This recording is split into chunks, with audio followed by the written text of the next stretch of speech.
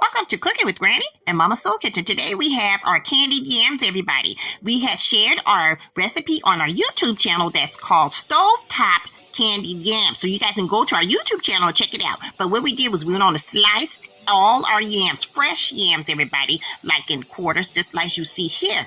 And then we added in our special little secrets of our brown sugar and vanilla and butter all through the layers throughout the pot and just a little bit of water, and we covered it up for about a good 30 minutes, really on a high boil. And then we turned it down and let it just simmer, everybody, and just simmer into this succulent, nice, juicy syrup here, the candy syrup that we put over on top of.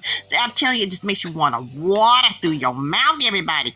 I'm telling you, Grandma, this is the best yams that you be having during all functions, during the holidays, and it's the best. It's never anything left. Well, exactly. So, this is how we do it. So you guys go over to our YouTube channel and check it out. Also, we have a cookbook that's Mama Soul Kitchen that's available on Amazon, and you guys can see all our other recipes there as well. And we also have Just Desserts, child, for desserts only. Go ahead and check it out and order yours today.